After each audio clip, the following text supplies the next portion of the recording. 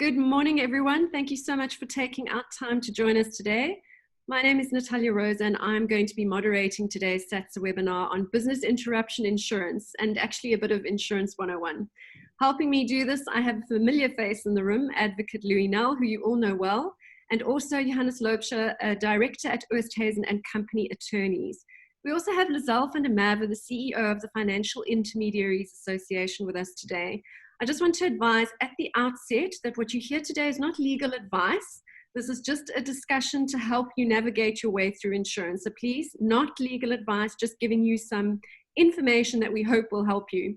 Before we kick off, the role of our panelists today is to address general insurance policy questions, not to deal with specific.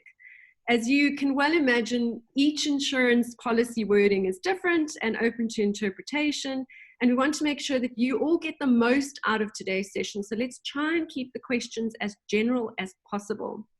We're trying to give you general knowledge on the topic so that you can take more informed decisions about your specific cases. So to that, I also want to say that none of our panelists are able to respond directly on behalf of insurers. They're not from the insurers. I'm sure you're angry and frustrated about all the hoops and loops that you're being made to jump through, but the faces on the screen today do not represent the insurance industry, and they're giving up their time to help us understand what our options are. So who we should be contacting, what we should be looking out for in our policies. So thank you for your patience, and I'd ask you to keep your questions as general and constructive as possible. On that note, we would love to get your questions in the Q&A. We might not be able to get through all of the questions, but please put your questions into the Q&A, not into the chat. So questions must go in the Q&A. The topic is really complicated, and it's going to be quite difficult for me to flick between the chat and the Q&A to get all your feedback. I will keep the chat open initially, so feel free to let us know where you're connecting from. But I might ask your forgiveness if I have to close it down because the volume of comments or questions become too overwhelming for us to deal with. Don't be shy. Share your questions in the Q&A so we can deal with them online here or offline in our webinar FAQ. And we are also recording the session. So if you've missed a section or you want to forward it to a colleague, you'll have that in the coming days. So with that, I'd actually just like to hand over to Lizelle to welcome her and to get us kickstarted on with what the FIA is actually doing in this time of COVID and to deal with the insurance issue. Lizelle, if you can unmute yourself and introduce yourself and let us know what you're up to. Good morning, Natalia. Good morning to all the participants in this webinar. It is an absolute privilege for us to be here today. To my panelists, Louis and Johan, first time I meet you, so looking forward to hearing what you guys have to say as well. But I think big thank you for the opportunity, Natalia. I just want to apologize up front. My connection, my fiber line seems to be down, so I'm actually running on 3G. Which is something sort of like prehistoric. So I'm going to have to switch my video off whilst I'm giving feedback. But Natalia, please just shout if you can't hear me clearly. And then, you know, we can always just try and pick it up from there. So I'm just going to switch my video off for this portion of the discussion. So really the role of the FIA is we are a trade association that represents the intermediary. And the intermediary being the broker, financial advisor, who is responsible for providing you with financial advice on your insurance needs. And what the FIA has done over this time has, you know, we've been engaging alongside SATSA with carte blanche on some of our concerns, but we've also been giving them some constructive input around what the industry is doing to address some of the challenges. But very recently, and I've discussed this with one of our members, SATSA, very recently, the FIA has sent a letter on behalf of all members of our association, highlighting 4 issues that we want dealt with in a uniform manner.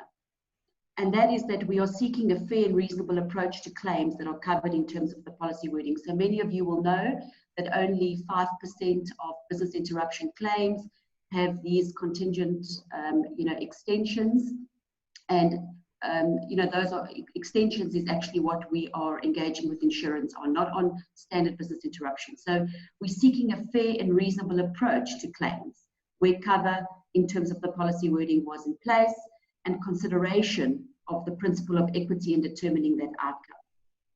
We are seeking a business-sensitive approach. So we want the industry to respond. In this case, we want the industry to respond in a responsible manner, in light of where we are. We're looking for prompt resolution to all claims submitted and any resultant outstanding matters and or disputes to be addressed.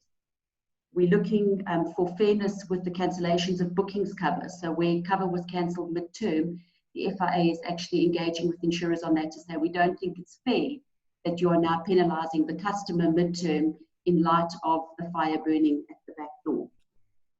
We're also looking for clarity and a fair approach to all claims and even potential claims on existing policies, where these extensions, as I say, are in place, and there needs to be a consistency of approach on how the, how the insurers are taking into consideration the indemnity period. So a lot of the insurers are excluding the lockdown period, and the FIA is saying that we don't think that that is a fair approach if the proximate cause was the infectious disease. So that really sets the scene as to what the FIA is doing. As I was saying, we want fair outcomes for customers, and the role of the broker is to advocate for that client in the event of a claim. So Natalia, maybe just setting the scene, that's how we got involved in this. I don't know if that sort of answered the question as to where we're situated at the moment. Thank you, Lizelle. And I'll call on you in a little while just to unpack what the responsibilities are of the insured and the insurer and the broker, just so that is clear, because that actually came out in the survey that SATSA ran recently. I'm going to actually share some of the results from that survey because I think it will be interesting just to provide a little bit of context of where we're actually coming from. And I hope everyone can see my screen. Louis, nod if you can see my screen. Yes, got it. Fantastic. Thanks. So I'm going to just unpack 3 of the questions that we received responses on in our survey. Had quite a good survey result. We had over 350 companies come through with their specific questions. And off the back of that, we developed a SATS and FAQ, which you should all have access. Hopefully, if you don't, I'll paste it into the chat in a little while.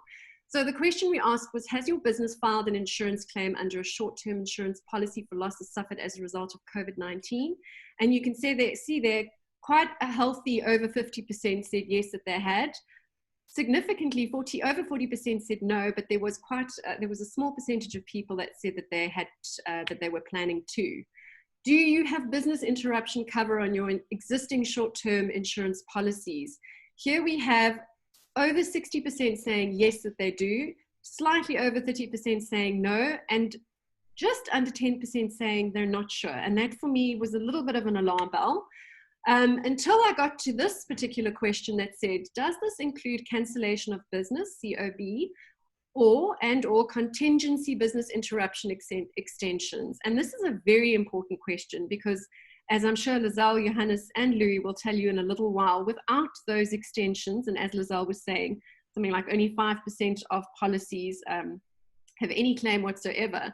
A normal business interruption policy, you would have no claim over. And if you had the COB and CBI extensions, potentially. But you can see here almost, well, actually just over 40% of respondents saying that they are not sure. So they are not sure if their business interruption policy has either COB or CBI or both extensions. So just to paint a picture basically on what our survey came across, we then decided, right, we'll do these FAQs. We put the FAQs together, and we subsequently still getting questions around whether you have a claim or specifics around your claim. So we thought we'd get some legal minds in the room to help us debate those particular points. And some of you have sent through your questions. Thank you very much for sending those. And if you have any questions, please feel free to paste those in the Q&A, not in the chat, as I mentioned earlier, because otherwise we will be overrun. Lizelle's back with her video, so let's hope that that holds. And I'm going to start with Lizelle in terms of unpacking what the role of the consumer is, and then the role of the broker, essentially. If you can just give us a little bit of a background on that. And unmute yourself.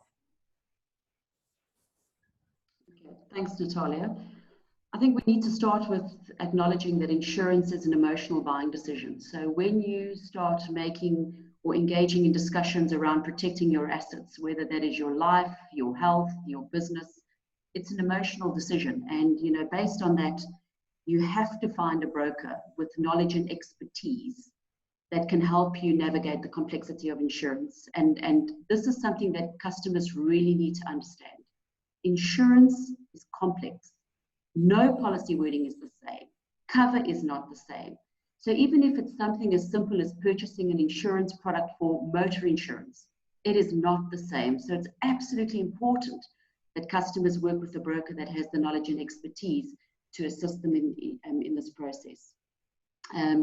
You know, you have to decide what risk you as a customer are prepared to carry yourself and to what extent you want to transfer risk back to the insurance industry. So policies differ, as I said. You know, some customers might say, well, you know, I'm prepared to accept a first loss limit of X amount, and then the rest of that I'd like to transfer back to the industry. So you as a customer need to make that decision before you engage with a broker. You need to understand what risks you seek protection for. So your ability to work, your health, your business needs. Take time to understand what those risks are. Disclose the relevant information you know, for accurate underwriting purposes. And this is critical for pricing and the events of a claim. So here you can see that when customers are purchasing insurance products, it's critical that they understand what they're purchasing up front, so that in the event of a claim, then that policy will respond in a manner that that customer expects. So I think that really sums up, you know, what I think the role of the consumer should be. They need to take accountability for the products that they are purchasing and the understanding of the products that they are purchasing. And I think from a broker and insurer perspective, I think it's important just to highlight that the broker is the intermediary. And that's what they do. They intermediate between the insurer and the customer. Okay, so on behalf of the insurer, the broker has a responsibility to educate the client based on the product and the service offering. They have to provide accurate underwriting information to the insurer. That is their responsibility.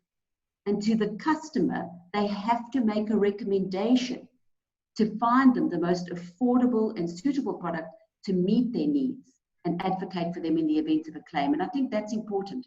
Brokers intermediate between those two parties. So they have a responsibility to the insurer and they have a responsibility to the customer. And the insurer is the risk carrier. So that is the business, or the insurer is the entity that must carry the risk. Okay, so they are required by law to maintain solvency levels in order to meet their risk obligations. And that is why you will see how the industry responds in the event of this pandemic, because obviously there's certain solvency requirements that insurers need to adhere to, and the intention was never for them to cover a pandemic. Okay, so we have to just keep that in the back of our mind.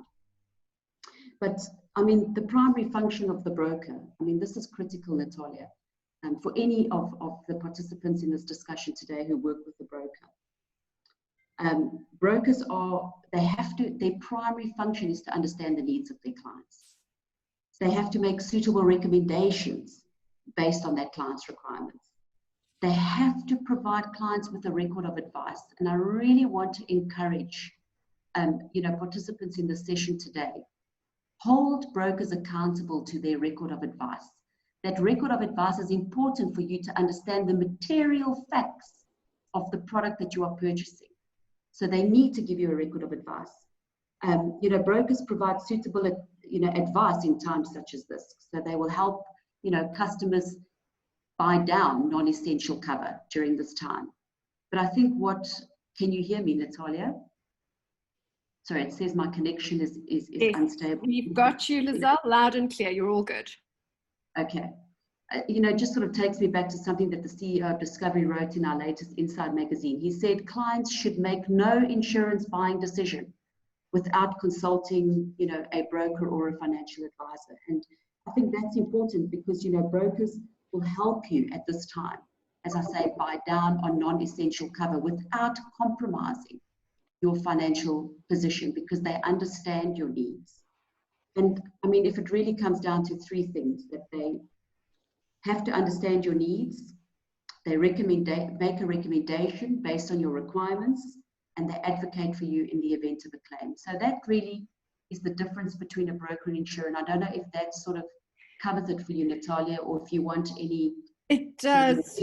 I'm going to go slightly off piece here, Lizelle, forgive me, but so I hear you, and I understand. I mean, I see a travel agent as an intermediary, and you speak about understanding the customer's requirements and advocating on behalf of the customer. But 6 months ago, when 1st of January arrived, I had absolutely no idea my whole half of the year was going to be consumed by COVID.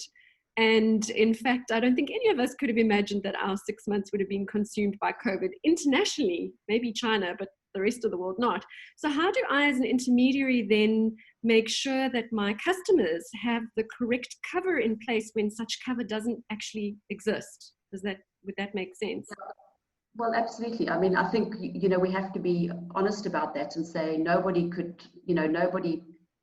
had envisaged that we would be in a pandemic situation in, the first sort of quarter of this year. So, I mean, brokers do not have, they don't have special insight into, what could or could not happen into the future. But I think at the time of purchasing that product, at the time of making a recommendation, that is when it matters. As I, as an intermediary, have the skills and the expertise to understand your business at the time at which we are engaging around your insurance needs and what the potential risks are that are facing your business.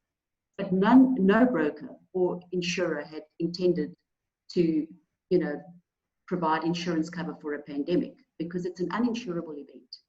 But I think where that infectious disease extension is in place, then, that is something that, we definitely are exploring further. Okay.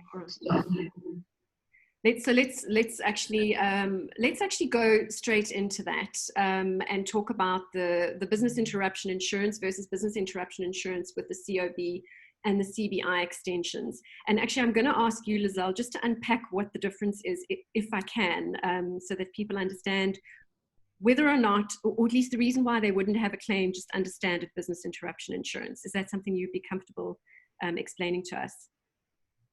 Well, I think it really comes down to business interruption. The standard business interruption policy covers material damage to your property. So that, it's clearly specified in the policy. But business interruption, even as a standard policy, is not standard because different clients have different, their profits are calculated differently, their businesses are calculated differently. So I don't think we should fall into the trap of just thinking that business interruption is a standard policy because it's never a standard policy. But where those extensions were in place, I think what we're even finding in that environment is that itself is complex, that insurers are interpreting those wordings differently. And what the FSCA are currently doing is they called for copies of all those policy wordings to see whether or not the industry, or to see whether there's a need to actually seek further legal advice on the interpretation of those policies. So business interruption, even as a standard policy, is never standard because customers differ, their businesses differ. Oh, okay. Clear as mud. Those extensions are in place. Sorry? I said clear as mud. No, but that's why I say insurance is complex. It's a complex business, and that is why you need skills and expertise to help you navigate your way through that. Okay, let's talk about those different policy wordings, and I'm going to ask my legal eagles to unmute themselves now. So I've seen lots of different words come across my screen over the last 2 months within policies, and they range from pandemic to notifiable diseases occurring within a radius of 50 kilometers from the premises, to contagious diseases, to illness, to disease extensions. There are about 1 million different words that could potentially describe exactly the same thing. So Louis, I know you've done a lot of background work into these different types of policy wordings. Give us a little bit of context around that, please. Okay, well, let me express some empathy here for Lizelle and when she says that policies and wording. Yes, by definition, I've been inundated, and as you say, didn't expect to spend time on a thing called COVID. and Corona initially, I thought I'm having won a prize with some case of beers or something. That the first thing you say to the customers, what were the T's and C's that applied? Typical lawyer response, but as you know, I always try and find a happy medium between the customer and the supplier, whether the supplier is a tour operator, a venue, whatever. And it is absolutely startling how many businesses either don't have T's and C's or rely on a casual reference to the T and C on the invoice, which obviously is a problem because the invoice is issued after the event has actually been initiated. Conversely, T's and C's that don't have any kind of force majeure clause. And then, of course, you'd have to look at each policy, or rather at each set of terms and conditions and look at the wording of the force majeure clause. Some of them have a four-liner. Others have reference to an epidemic, not a pandemic. So it becomes, as Lizelle has intimated, fairly technical for you to advise a tour operator or a travel agent or a venue as to whether or not they had any right of recourse or a basis to contend that the matter was force majeure or not. If not, whether then is common law and impossibility of performance, whether it's been terminated, fully terminated, or whether the event in fact has been suspended. So it's a very technical explanation, regardless of whether you're talking about a broker or a tour operator, etc. So I can understand why the insurers have said, let's look at each policy, and as lawyers always said, well, we'll have to deal with each matter on its merits. So Johannes will agree with me. He's had quite a few claims, he told me, from guest houses and what have you.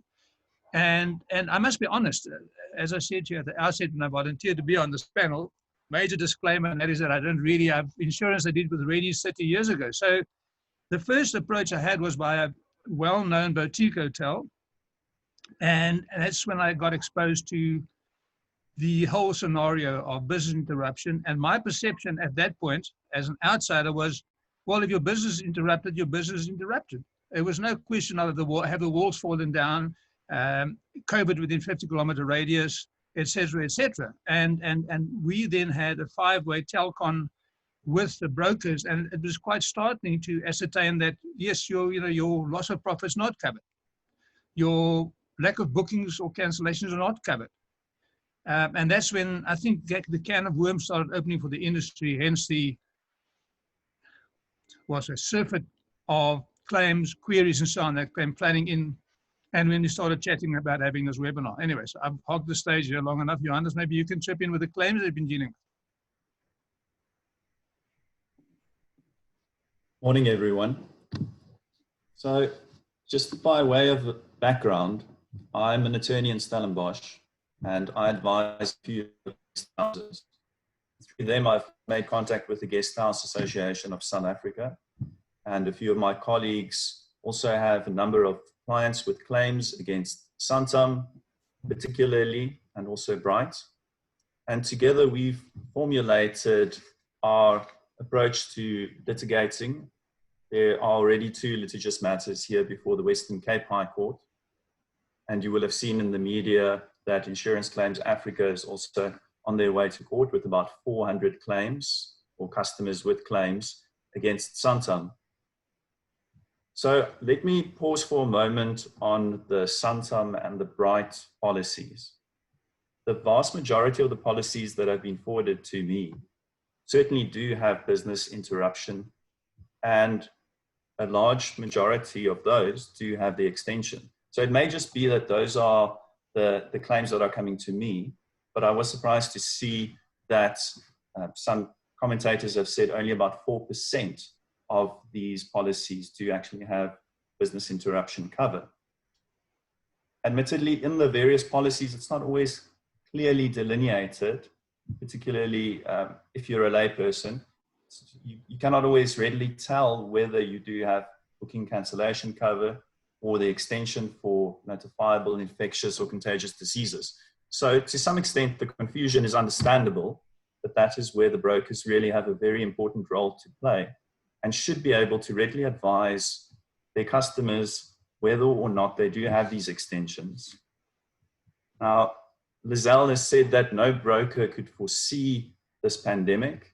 I see that there is an enterprising broker on the Garden route who says that during January, he became aware of this outbreak in Wuhan and started advising his clients to get extensions for business interruption if they didn't already have it. But I think that is by far the exception. I would agree that most of us certainly did not see this pandemic coming. Certainly the insurers didn't see it coming. But we can argue that it was, if not foreseen, it was definitely foreseeable. The full name of the virus, being SARS-CoV-2, stands for Severe Acute Respiratory Syndrome. And there was already an outbreak of SARS previously. I believe it was in 2003. And the insurers have acted to exclude certain viruses, for example, HIV typically. Also, infectious disease experts have been saying for some time that an outbreak was imminent, it was actually overdue. And therefore, from our side, we will argue that this was foreseeable. Insurers had every opportunity to limit their risk and chose not to do it. They chose to include on the wording often contagious or infectious notifiable diseases. One can ask, what is a notifiable disease? Well, quite simply, it's a disease that by law, your medical health practitioner has to notify the authorities of the occurrence. I was also surprised to see that already on the 17th of January, the NICD, the National Institute of Communicable Diseases, its alert required that incidences of COVID or suspected incidences had to be reported. Therefore, long before it came to the public's attention that there may be cover, this was already a notifiable disease. And let's go, if that's all right, Natalia, to the wording then on the Santam and the Bright policies, right? So from a rejection letter here from Santam, if I read the extension, it reads, contagious or infectious notifiable disease within the radius stated in the schedule, that being 50 kilometers, of the insurer's premises, provided that the municipal, regional, local, or government authority responsible for the area has declared a notifiable medical condition or communicable disease to exist within the area, and or has imposed quarantine regulations, and or has acted to restrict access to the area in terms of any local, municipal, regional, or national bylaw or regulation pertaining to public health and safety. So if we go through that step by step, contagious or infectious notifiable disease, certainly COVID qualifies, within the radius, within 50 kilometers, right? And here we'll soon get into a debate about, as Louis said earlier, novus actus intervenes and lockdown, and whether lockdown is an insured peril and what the proximate cause is of the damage, whether it is indeed lockdown or whether it is COVID. But suffice to say, before lockdown, there were already proven incidences of COVID within the Republic, from around the 4th or the 5th of March in KwaZulu-Natal, from around the middle of March here in Stellenbosch in the Western Cape. All of that information is in the public domain. There are various dashboards that's readily verifiable, right? So within 50 kilometers of the insured's premises, certainly customers here in Stellenbosch or establishments in Cape Town qualify to be within that radius. Municipal, regional, local, or government authority has declared a notifiable medical condition. Yes, that certainly happened. And I think the and or here in the Santam policy is quite important, has imposed quarantine regulations and or has acted to restrict access to the area in terms of local, municipal, regional, or national bylaw or regulation. And the regulations under the Disaster Management Act undoubtedly qualify. Therefore, access has been restricted. There were incidences. The government acted in consequence, and there was loss. And the damage, as Lizelle said, when we're looking at business interruption, the damage has to be material.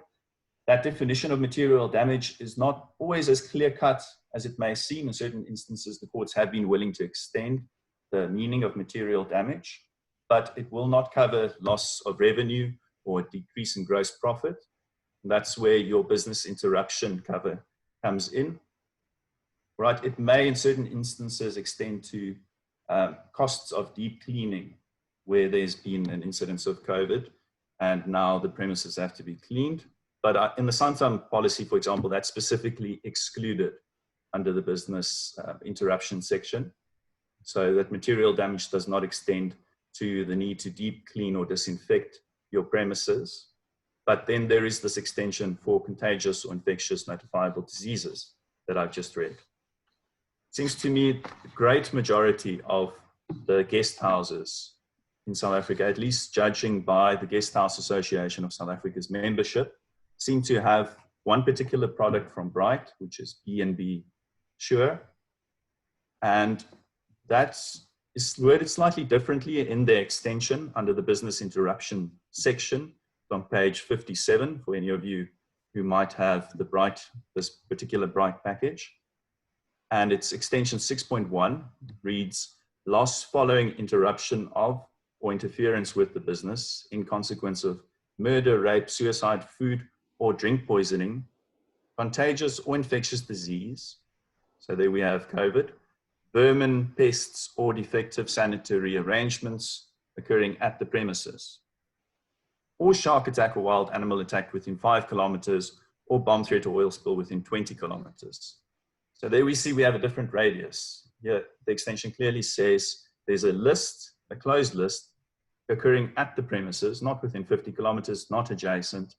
And then there's a radius for shark attacks or wild animal attacks of 5 kilometers, another for 20 kilometers bomb attack.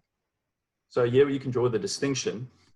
We are likely to argue on the Bright policy that in view of the national occurrence and spread of COVID and the problems in placing a burden of proof on claimants, we are going to ask the court to deem that there was COVID-19 at all insured premises, which is similar to the wording that the FCA in the UK has followed in their case, which is pending on the 20th of July. So that's a mouthful from me. Natalia, would you like to? But thanks for unpacking those two. That's great. Let's get down to the nub of it, and it's this causal link. And so our poor tourism and hospitality industry has now had to prove that they have that, and it's the devil is in the detail, I have found, when it comes to insurance, clearly, and with legal matters. So in addition to requiring insureds to prove that there have been infections within a specific radius, which they've managed to do, they've said, yes, we live in Stellenbosch, there have been COVID, there's been a spread of COVID in Stellenbosch. They're now required to provide proof that a positive COVID-19 case had a direct effect on their reduction of turnover. So how can an insured do this? Who wants to weigh? Louis, do you want to weigh in on that one for me? Well, I just want to join with what Johannes referred to earlier, and I'm going to use the Latin and then I'll give you a layman's version. It's called novus actus interveniens. In other words, an action that outside of the current situation has intervened and therefore intercepted the chain of liability, so to speak. Now, to give you a simple example, which is more understandable, is, let's say, for example, there's a motor accident in Johannes' hometown, Stellenbosch. Ambulance comes, the guy's got to go to Grooteskie because it's serious or whatever. Along the way, the ambulance has an accident. When he gets to the hospital, they determine that he had a certain degree of, let's say, spinal damage in Stellenbosch. However, due to the accident en route to Grooteskie, the damage was exacerbated to the extent that he's now quadriplegic. That accident en route to Grooteskie, the insurer will then argue, or whoever is held potentially liable, was a novus actus, in other words, an intervening event that broke the chain of liability. So initially, let's say the other driver or his insurer was liable for the damage that occurred and was ascertained on site at the Stellenbosch motor accident. However, when he got to Grooteskie, it was a totally different kettle of fish. So the question now is, or suggested by the insurance industry, that the motor accident in Stellenbosch was COVID. However, the motor accident en route to the hospital where the ambulance was involved in is in fact the lockdown. So whilst they accept some degree of liability, and Johannes, correct me if I'm wrong, for the COVID related claim, the lockdown is now that intervening action, and any damage or loss incurred, for example, cancelled bookings, loss of profit, comparing your previous 2 years financials, is excluded because it's due to lockdown, which is the intervening event. And that, I think, is the contentious issue that the industry and claimants are faced with. Johannes, am I on the right track there? It seems to me, maybe Lizelle can also shed some light on it, but it seems to me that the industry, the insurers at this stage, are placing the burden of proof squarely on the claimants and saying they deny incidences of COVID, essentially. Businesses have to prove that there was COVID, particular incidents of COVID, and then consequent damages. And in between, the argument is made out that whatever loss of turnover or loss of revenue you may have suffered was actually the government's fault, was a result of lockdown. And the government fault, therefore, is that intervening action. Yes, correct. Yeah. Right, and which puts us into the realm of speculation and is really an impossible burden of proof, which is why the declaratory order that the FCA is seeking asks for certain assumed facts to be endorsed by the court. And we are likely to follow a similar approach here. But when you're talking about causation, Louis knows this better than I do, but for participants, you have factual causation and you have legal causation. Factual causation is what lawyers call the conditio sine qua non, the but-for test. So, but for COVID, lockdown would not have happened. Right, and without too much difficulty, there's a wealth of case law on proximate cause. We are confident without too much difficulty, we can make out a very strong legal argument that the proximate cause in this case, yes, there's Lizelle. She would like to say something on that point. She would. Yeah, good debate. I just want to add, Johannes, to what you and Louis are saying. I just want to add to that. So this is one of the things that the Financial Intermediaries Association, the FIA, has actually taken up with our conduct regulator on behalf of members. So as I said in the beginning, you know, our members, this is one of the issues that our members who are brokers have been raising with the FIA, that this burden of proof is a very big concern. And we don't think that the way insurers are responding on this is really acting in the best interest of the client. So we've actually raised this with our conduct authority, who's the Financial Sector Conduct Authority, and they have undertaken to investigate further. So we are keeping them informed, but we are totally in support of the concerns that you guys have raised, that the burden of proof is actually, you know, I mean, call it what it is. It's ridiculous. But also, there are privacy issues that are Exactly. surrounded by this burden of proof. Because who's going to go and get these medical records now? I mean, there's no way I can march into a hospital and get medical records. So, yeah, surely that shouldn't be allowed. Spot on, Natalia. And that's why, as I say, we've raised it with the FSCA. Okay, well, we'll be watching the FSCA very closely. Sorry, Louis, to interrupt. Carry on. No. The two things. The first is, yes, you know, you have privacy issues, but in terms of the Privacy Act, POPIA, even I said, allows for this kind of thing, but to be released. But I just want to explain, and I'm hoping I'm not preaching to the converted other than the two other participants on the panel, and maybe yourself, Natalia, but what is a burden of proof? The burden of proof essentially has been similarly drawn between a tennis match and the burden of proof in law. So how a tennis game starts, somebody serves. The recipient has to return the ball, unless it's coming at 220 Ks from Djokovic or somebody. But so the idea is that the ball goes backwards and forwards over the net. So the opening gambit is, first of all, to understand who has a burden of proof. In other words, who has to start the tennis match, who's going to serve. So what is happening here, as I understand it from Lizelle, the insurance industry is saying, no, before this tennis match can even get going, the server is the customer. And the customer and his broker must prove certain points before the ball is over the net and before the insurance company is obliged to return the ball. So they are saying that the ball hasn't been served because the customer cannot get the ball over the net, therefore the match hasn't started. Wow. I Okay. hope that doesn't complicate it even more. No, that's great. The analogy is really great, but it's a very scary analogy for me. And we've got so many questions that we need to get through. So I want to just kind of move the conversation forward, if I may. Let's just say that they've served the ball, Louis, to use your analogy. Now the ball is in my court, and I do need to provide some form of proof. I have to provide proof because if you're not in it, you can't win it. How do I go about getting this information that I now need to put in front of insurers? What would your suggestion be? Well, I think that's your honest department, whether you can go to a hospital with or without a court order or an affidavit. So I leave that to Johannes, seeing he's in the middle of litigating the very same issue. Go, Johannes. Yeah. All right. From my side, I'm encouraging all businesses with business interruption cover, and particularly with the extension for notifiable infectious contagious diseases, to lodge a claim. Speak to your broker. Your broker is legally obligated to assist you, to explain your cover to you. And from there, typically a loss adjuster is appointed. It's the job of the loss adjuster to look at the figures, to assist you together with your accountants, to provide the necessary information.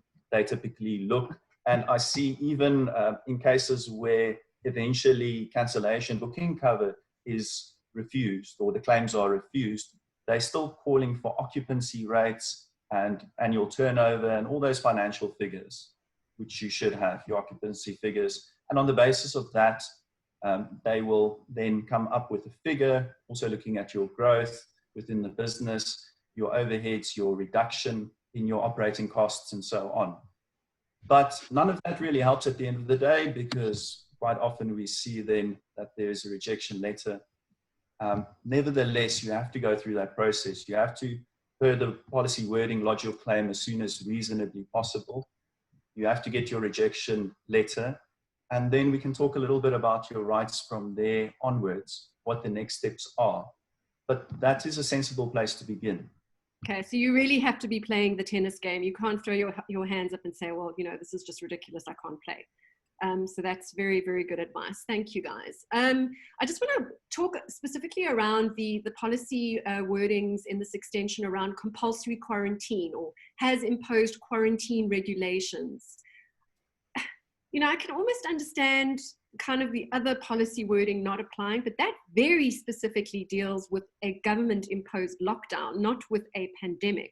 So Louis' ambulance analogy in my head doesn't apply in that scenario because it's a government lockdown. What am I missing? Now, look, just to clarify, my comparative example was apropos what Johannes had alluded to earlier, and that is that the proximate cause, was the word he used, is COVID. They're now saying, no, the proximate cause, in fact, wasn't COVID, was the action, the lockdown, was the intervening action, and therefore you can't claim. You could have claimed, but now the government come and lockdown, and including in the lockdowns, the whole quarantine issue, as I understand it, and that is this novus actus intervening event, which precludes payment by the insurer. Johannes? Now, these policies that doesn't apply in these particular policies, because these policies very specifically say compulsory quarantine or imposed quarantine regulations. Fair enough. Yes. So that's off the table then. So then okay. Yes. So quarantine, I believe the insurers will argue, quarantine is a specific action by the authorities under the Disaster Management Act and the regulations to place a certain person in isolation. We saw very quickly in the middle of March, right after the regulations and the state of disaster was declared, there were urgent applications. I remember one where a mother and her daughter tested positive and they refused to go into lockdown. Since then, the courts have ruled that where you can safely self-isolate, the state does not have the right to place you in quarantine against your will. But the insurers are likely to say that is quarantine, where you have tested positive and now the state is acting to place you in isolation, or because the state is likely to act to place you in isolation or in quarantine, you choose to self-isolate. But that widespread and general action by the state being in order to self-isolate does not amount to quarantine within the meaning of the policy. Grief. Okay. So So I have quite a specific question here, but I find it very interesting. And that's before lockdown even happened. So before, whenever it was, 27th of March and battens came down, there were lockdowns internationally. People were unable to travel in response to government lockdowns in other parts of the world. And we know that we have international travelers that come to South Africa. So beyond the fact that South Africans were in lockdown, even prior to that, what would be the scenario around business interruption claims that deal with business interruption based on international visitors not being able to come because they had lockdowns in their source market or in their source country? Who wants to weigh in on that? If I may, I think you have to draw a distinction between bookings and cancellation of bookings and business interruption. So we are seeing that certain cancellation of bookings are being paid out by insurers, also in those circumstances. But the general principle is that the damages cannot be international in origin, must be local. So to answer the question, under your business interruption, certainly actions by international authorities will not qualify, although depending on the wording of your policy, you may well have a claim. And looking at the Sunshine policy, I see it is extensive enough, does include certain events occurring internationally would trigger cover. Okay, just as a reminder, if you do want to pose a question, you can do so in the Q&A folder, and we have received many. Just again, to provide a little bit of confidence, I'm not going to ignore those questions once we say goodbye today. We'll go through all of them and see how we can respond to them so that you do get answers. So please keep those questions coming. I want to ask around the legality of removing this pandemic clause. So we received notification from the insurers in May already to say that they were going to remove this pandemic clause from their insurance policies come the 1st of June. And I'm trying to understand how legal that is. Anybody want to weigh in on that? Lizelle, I seem to recall when we had a chat yesterday, you alluded to contesting that, or am I wrong? Sorry, Louis, my connection is really not great. Sorry, do you want to just repeat that? Yeah. I seem to recall we touched on that yesterday, where they have served notice, for example, on this client of mine, 14 years, the same cover, and now they've suddenly served notice that from the 1st of June, no COVID-related cover. Yes, so it has, how yeah. So how legal that is. Yeah, so that is also something we have, picked up and taken further with the FSCA, and the FSCA have responded in that regard that these midterm cancellations, is whilst the insurer, has that right to cancel cover. I think the issue here really goes back to how we're treating the customers fairly during this time. I mean, it's like the fire is burning, and now we're cancelling cover midterm. So I think it's really the principle. Even though we know that insurers, as I say, can cancel that cover, I think that's our concern, is that this midterm cover, is it really fair in light of what is currently happening? But yes. Louis? Sorry, Louis. Yeah, I just want to add, we also discussed yesterday this teacher customer fairly scenario. And what concerns me, and I did express this concern to Lizelle, is that similar to the CPA, it has a provision that treat the customer fairly, as with the CPA, does not apply if the party, the consumer, has a business that has a turnover or asset value in excess of 2 million rand. So I just want to, I don't want to steal the thunder, Lizelle, but that must just, the listeners must understand that if you're in a business of that nature, and unfortunately tourism being what it is, your turnover is probably going to be over 2 million a year, then you can't rely on the treat the customer fairly, same with the CPA. So there's a delineation of the right to rely on that other than ethics. Johannes. Wow, Johannes? Well, the treating customers fairly principles have also been drawn into the policyholder protection rules. And certainly my view is that the unilateral endorsements, although as Lizelle says, typically being permissible under, or change of cover being permissible on 30 days notice under the policies, my view is that it's unfair and not in accordance with principles. And if we look at Communication 5 of 2020, which some of the participants may have seen, the RFCSA has posed 5 points for consideration to insurers, being inter alia whether contractual due process has been followed and whether due regard has been given to the interests of policyholders and principles of treating customers fairly, and whether this is the most appropriate decision in the circumstances, provides for a fair outcome, and that is easily demonstrated to the authorities. So my view is this midterm withdrawal of cover, although the claim is preserved because there's already a claimable event that's in process, or insured event that's in process, my view is that it's plainly not in accordance with the principles and also constitutional principles, which do play a role in interpretation of contracts. The Constitutional Court yesterday again affirmed this. There's always been a bit of historic friction between our Supreme Court of Appeal and the Constitutional Court, but that's a whole field I won't get into. But those values have been drawn through into the CPA, as Louise says, into the legislative framework pertaining to this industry. And I would really like to see our FCSA taking a much more robust and active approach for clarity in the interests of the consumers.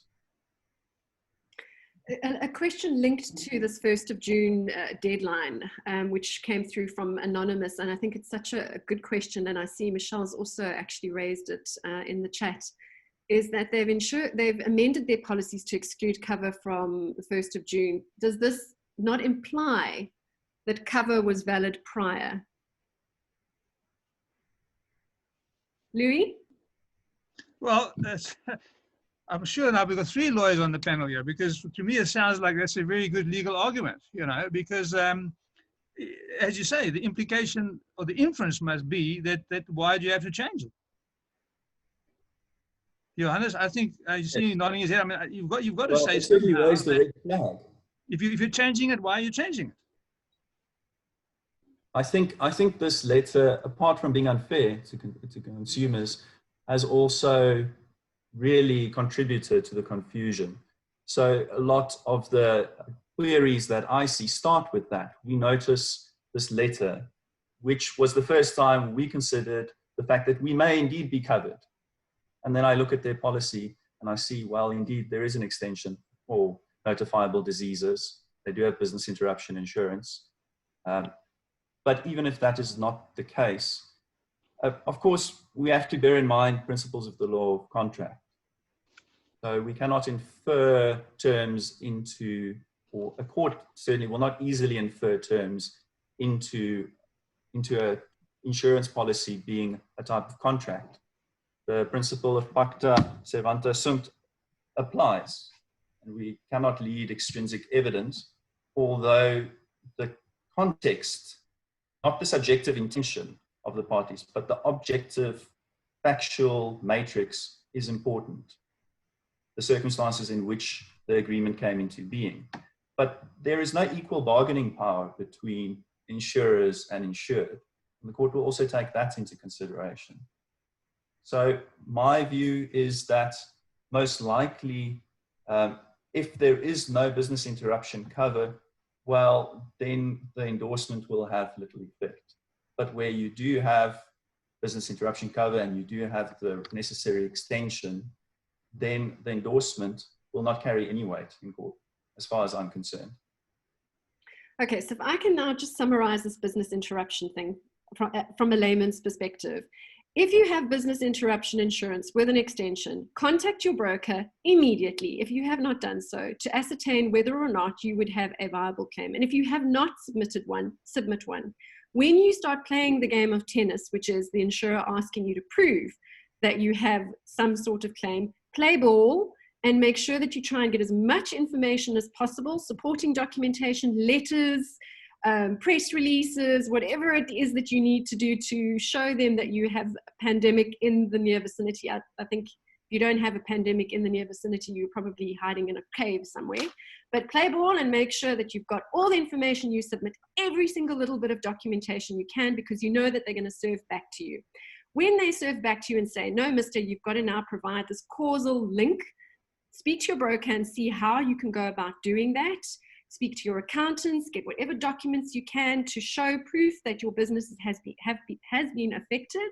And if still you feel that you have been treated unfairly as pertains to this TCF, or treating customers fairly principle, then you have several options. Option number one would be to go to the ombud, the short-term ombud. Option number two would be to seek legal advice yourself on your own. And option number three would be to join a class action or group action of sorts. Okay, so those are my three options typically. Would you agree with those three? Okay. I agree.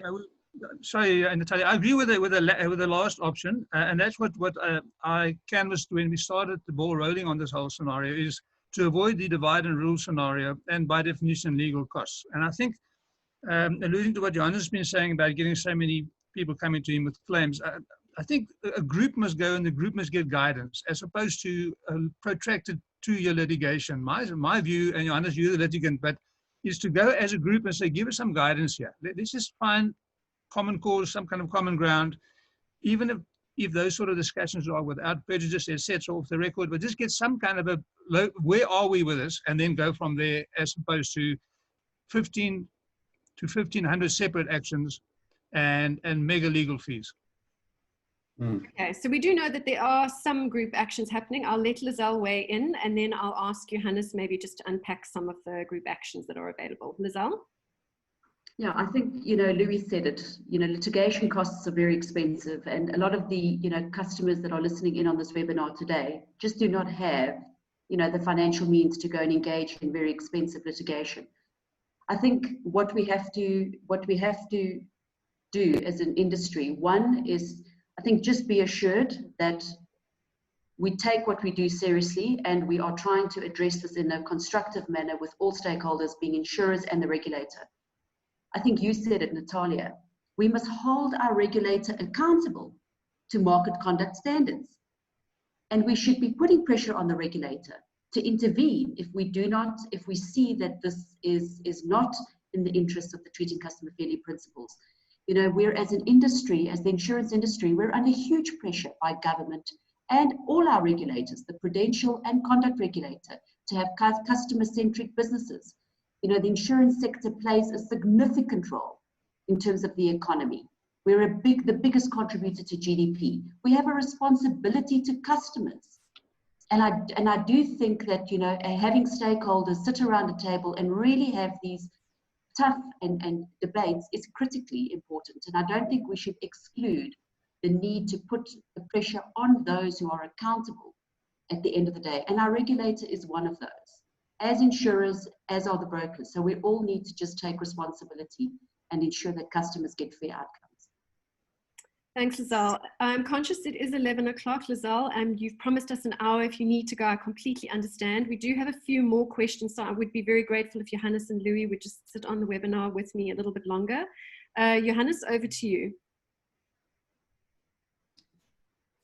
All right, so the class action that we are busy formulating, admittedly, is somewhat novel in these circumstances, which is presumably why a lot of commentators and firms have said that class action is not the appropriate mechanism. Class action occurs in 2 stages, starting out with certification of the class, right? And the insurers are likely to say that each policy constitutes a separate contract, and therefore it's not appropriate to proceed with the class action in these circumstances. I disagree, because the policy wordings, as far as I've seen at least, are identical across particular products, and therefore I think it's quite possible to proceed with class action, but we still have to consider whether it is the most appropriate mechanism. Always negotiations come first, but negotiations with the insurance industry and with the regulator seem to be getting nowhere. And there are already certain litigious matters before the courts. What certain firms have done is they've gone to courts across the country with urgent applications for declaratory orders. And that may well yield results, because then the High Court will give a binding declaration on the interpretation and the effect of certain policy wording. For example, whether the infectious disease extension is sufficient to trigger cover. And that may very well force the insurer in that particular matter to then settle, but it will not necessarily apply industry-wide, although it will have persuasive force. That being said, the insurers are likely to appeal, and therefore it may be a matter of years. I'm deeply sympathetic to the plight of the hospitality industry at the moment. A lot of these establishments cannot make ends meet at all, naturally, and therefore cannot afford litigation. And it is therefore also, in my opinion, the best thing to do is to gather together all the various litigants, all the claimants in a body. And to this end, we've been speaking with various firms so that we can go as quickly as possible to the highest court and get a binding order. Here in the Western Cape, there is currently an urgent application against Guard Risk. It's Cafe Chameleon, which is pending for judgment. There was another this past Monday on the 15th, which was My Africa Hotels against Santam. And so that may well be a precedent then for what happens next, the outcome in these matters. Our courts, under current circumstances especially, are overburdened with litigation, with enormous backlogs. So our hope is still that this matter can be clarified with the help of the regulator and without having to resort to a class action. But if we have to, then we certainly will. And thanks for making that point, Johannes. Meg has made it as well. You know, time is of the essence, despite the fact that our industry has been completely decimated and that we need cash flow, we need a runway now. We can't afford to litigate forever. And if we go under, they'll be off the hook. So we actually really need to speed this up and put pressure on the FSCA as soon as possible to get some response. In terms of class actions, Dennis has mentioned one ICA in the chat, Insurance Claims Africa. We have publicized that on the SATSA website as well. If you go to the FAQs, you will see that. And then, of course, if pressure can be brought to bear through the FSCA, perhaps an ethical solution, a social responsibly, or at least social responsibility solution to get us out of this quickly, because we cannot really afford to spend forever litigating with insurers. And my fear is that they're just going to keep stringing us along for as long as they can. And that's why we need to stand together, and why those actions are so important. The ICA has said that they will not be proceeding with the class action specifically for the reason I mentioned earlier, because they do not consider it to be a suitable vehicle or a suitable mode of litigation in the circumstances, each policy being its own individual contract with an insurer. But they do represent a large body of Santam claimants, and they have been thus far unsuccessful in negotiations with the FCSA. Yet we have hope that there will be an outcome. The more that we can all pull resources together, of course, the greater our chance of reaching a fast, I think that is the key, that we need a fast result, because this matter cannot continue to be on the courts and the appeal courts for the next 5 or 6 years. That certainly won't help our clients. No. Okay, right. Just to go slightly off beat a little bit, I want to talk about something that I've been wondering about, and I've had a few questions around it as well, and these are for my legal minds in the room, and that's around legal liability in a time of COVID. So this idea that if a guest or a staff member is infected by COVID on your premises, if you, first of all, if you are liable in any way, sorry if it's a doff question, and I guess then we'll have to ask the insurance brokers and the insurers whether or not we can transfer risk in that case. Anybody want to weigh in on that? What happens if someone gets sick on my premises? Johannes, not really my field. All I can say as introduction is liability depends on delict, negligence, stroke, contractual breach. So my view of the cuff, and for Johannes to respond, is if you've complied with all the government regulations and you've done whatever is required in terms, whether it's for guests currently there because they can't move, or staff, and you've done all that's required of you in terms of legislation and government guidance, I don't believe you can be held liable. But Johannes, is more your department. My view is that under COIDA, if you are contravening any laws, there may be liability. It will not be easy to prove, but provided that an establishment is taking, particularly with regards to its staff, I would say, following the required process in terms of disinfecting and sanitizing, checking temperatures and so on, following the letter of the law, then there should be no exposure for potential liability. Okay. We spoke a little bit earlier about local precedent, and we know that there has been some international precedent that has been set. Is there anything that we can learn from a South African perspective, looking at those cases in France, in the UK? Right. So the case with AXA in France is already persuasive on our local industry, but the most persuasive will undoubtedly be the declaratory order being sought by the FCA in the UK, which will occur the second case, or the first case management conference happened this week, and the hearing is scheduled for the 20th of July. And wonderful that all the factual matrix and the particulars of claim, everything is on the internet. Anybody can go and access it and read it. And it is very wide-reaching and far-reaching, the nature of the orders that are being sought. So that will certainly influence our local insurers. However, we're not going to sit back and wait to see what happens on the 20th of July. We have to be prepared, of course, to be in court before then. As I've said, certain matters are in court. But I do encourage everyone to come forward who may have claims, so that we can add you to a database, or go to your attorney, or go to another firm who was already in process with litigation, because that's how we will locally exert pressure. Okay, someone has actually asked, yeah, carry on. Yes, so Natalia, in the US, I'm also in touch with some firms in Canada. In the US, there are various class actions that are formulating. Their law of class actions is slightly different.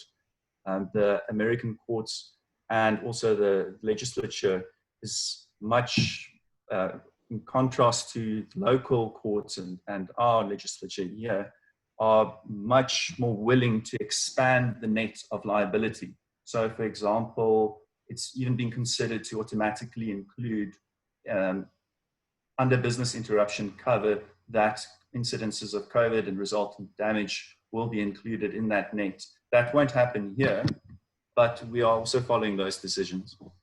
Okay, that's great. And again, if you have any questions, please still paste them in the Q&A. We will endeavor to respond to as many of them as possible. And if we've bounced off the webinar, you're welcome to send them through to me as well. I will paste my email address into the chat in a second. Government and government institutions. Is there anything that can be done to lobby them specifically to put pressure on the insurance industry, or is that kind of moot? There's just no point to it.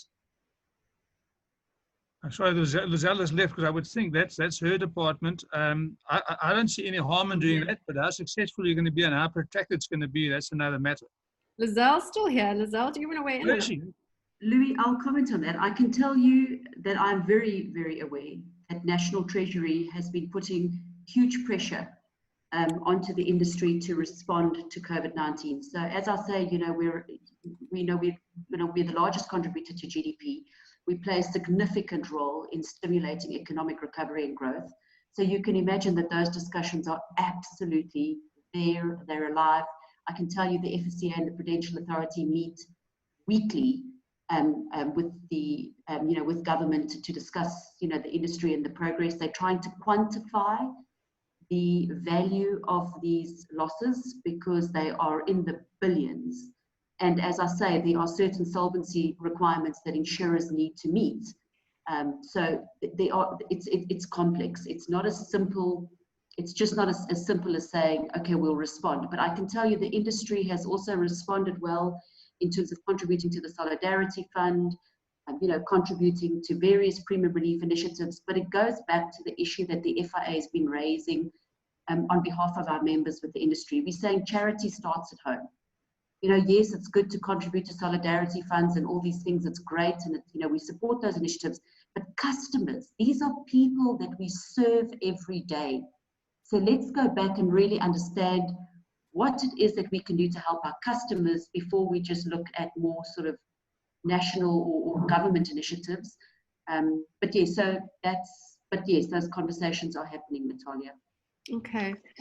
Birgit has asked a very, or at least made a very interesting statement, and perhaps Johannes and Louis can weigh in on here. Once a claim is submitted and rejected, time bar clauses for legal action are triggered. Policyholders should be cautious of this and not submit claims too soon without legal assistance. Also, only once he can quantify their claims fully. Not sure the last sentence. But is there this time bar clause that gets triggered? Johannes, not really, I can't really answer that one, if you can do that. Typically, yes. Typically, there's a 6-month time barring clause that's interrupted by lodging a complaint with the Ombudsman, with the OSTI Ombudsman. But the OSTI Ombudsman generally does not have jurisdiction and has, under its terms of reference, declined to get involved with business interruption claims due to the complexity of the claims. That being said, we have lodged complaints to the OSTI Ombudsman, and we have surprisingly received a response. So I do not want the Ombudsman to be overwhelmed with claims or complaints that it will not consider, but that does serve to interrupt that prescription period that starts running, as the participant mentioned, from the date of the rejection letter. So the comment was a good one, but I have to add that quantifying these claims is very problematic at best. So I do not see much point in guest houses or hospitality clients waiting to try and quantify their claims. That is what the loss adjusters are there for, together with the brokers. They will assist you. So I think it is important to get the process started. And we also see that clients are being sent from pillar to post with additional information requested, and then in any event receiving a rejection letter. So the claim will not necessarily be refused. It's likely to be refused, it seems to me, but good to get the process started, because it can take a significant amount of time before you have an outcome. Yeah. I think it's very good advice, sorry, to get that claim in, interrupt prescription, and then you can deal with it. Okay. Well, I'm going to leave the word with you, Louis, if I may, and that's, based on your knowledge of the tourism and hospitality industry.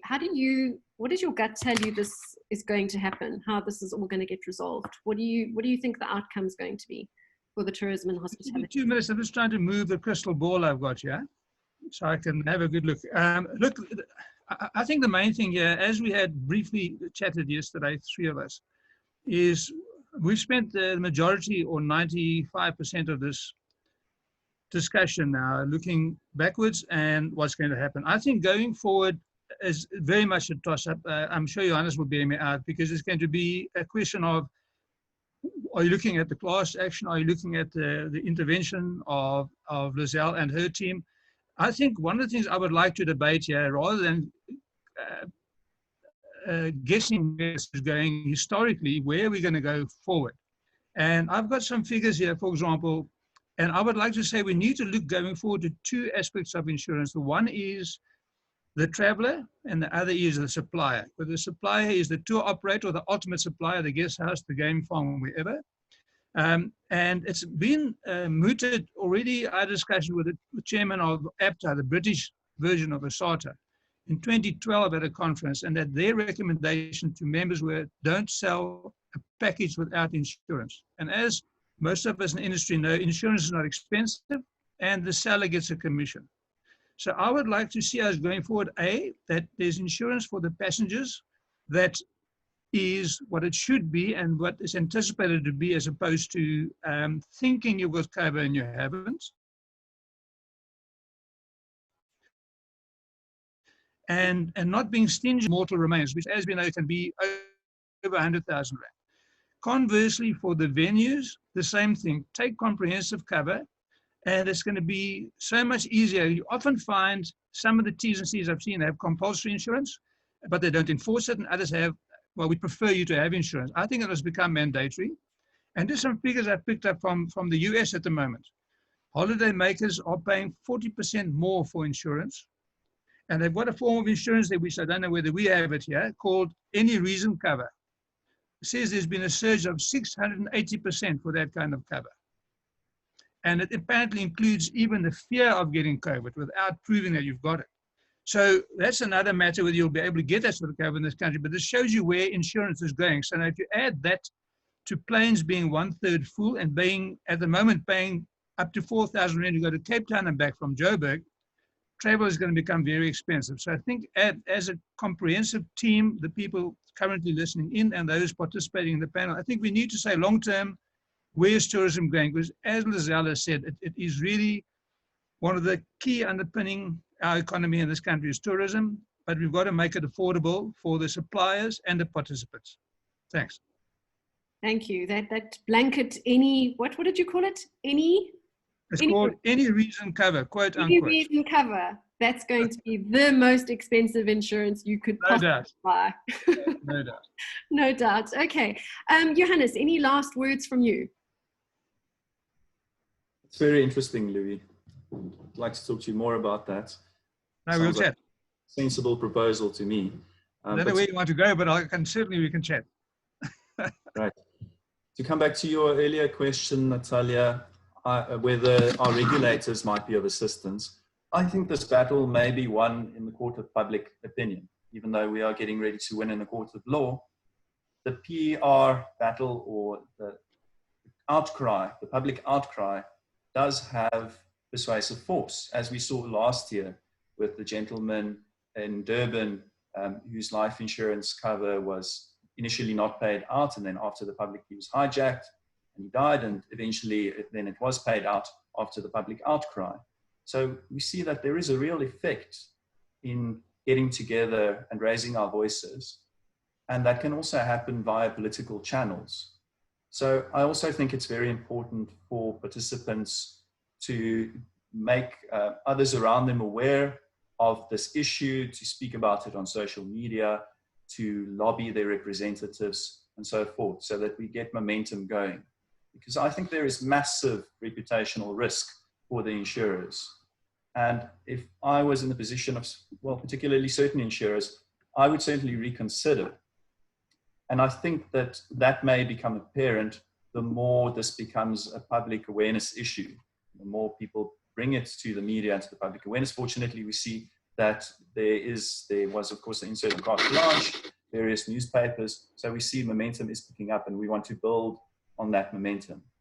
So I saw also, just in closing, that there was a question in the there in the chat about Bright. We are certainly getting together a group of Bright claimants. So participant can be in contact with me. But yes, in closing, I just want to encourage action on every front.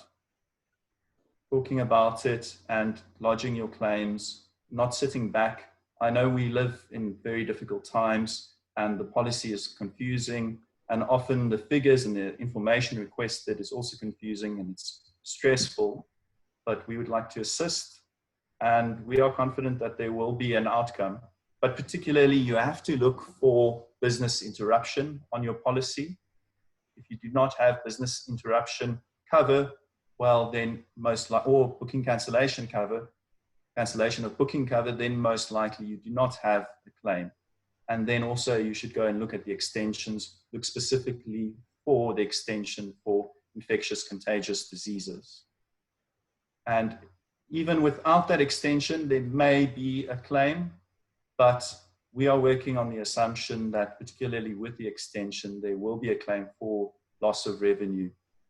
So that is what I would encourage you to find out from your brokers. The brokers will readily be able to tell you. And also, of course, you do not have to take their word for it. You're welcome to send through your policy and we will check it free of charge and tell you whether you do have that extension or not. So the message is start playing tennis, essentially. Contact your broker and figure out whether or not you have a game. Thank you for that. The house is burning and something has to be done.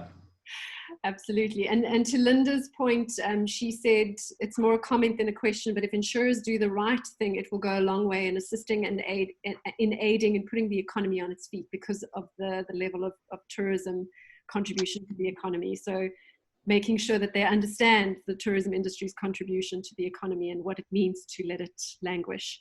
Lizelle, thank you so much for still being on the call with us. Some parting words from you.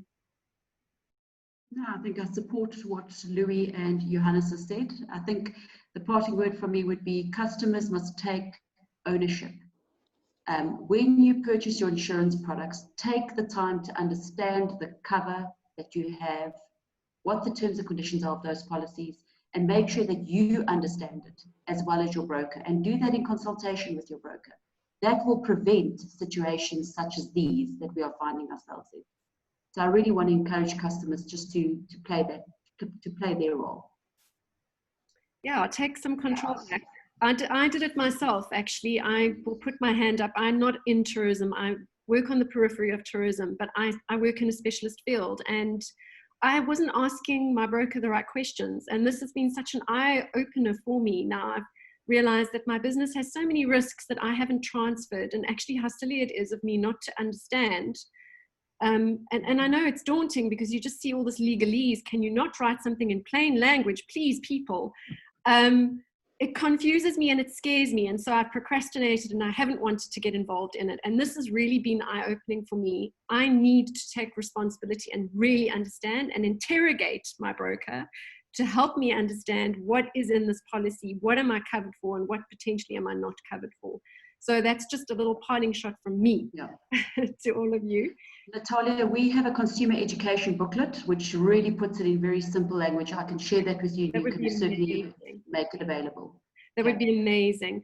And as I said, everybody, we've recorded this. We will release the recording. We have loads of questions. Thank you so much, guys. We will answer those questions to the best of our ability, as we always do. And you have my email address if you want to send more questions so we can see how we can help you. Or if you need a follow-up webinar, let me know. We are here to help you. We are here to support you as much as possible. And we are thinking of you at this difficult time. So my thanks to the panelists for joining me today. And thank you to you for being here. We will wish you strength and please stay safe. Bye, everyone. Cheers. Sorry, a quickie. Yes, a quickie. Just for industry to understand that, as we've been discussing here about the broker, to a large extent, the tour operator and the travel agent is often in the same position, and the customer is price driven. So it's imperative that you sit down, understand your customer's needs. You may remember that guy from Canada used to talk at the ASADA conferences and say the guy comes to want to go skiing and eventually goes hiking in the Himalayas somewhere as opposed to skiing. So understand what your customer really wants. Go through your T's and C's with him or her. Get them to tick the boxes. Have a proper, decent booking form. So you identify the risk at the outset. You identify the issues at the outset, not just a quickie, here's the package, go for it, and the guy signs off without reading. And I think it's very analogous to what we've got here with the policies on business interruption, where customers simply don't go through the T's and C's. And I think it's imperative for tour operators and all the parties selling any tourism to discuss with their customers, from malaria to dengue fever to business to whatever risks there may be. Analyze those risks and make sure the customer is on board and has been explained carefully at the outset, because that helps a lot when you ultimately sit with the customer wanting his money back. You've done your homework with the customer properly. Thanks. So it's in the fine print, is what you're saying. Thanks, guys. Have a goodie. Enjoy. See you next time. Thanks, everybody. Bye.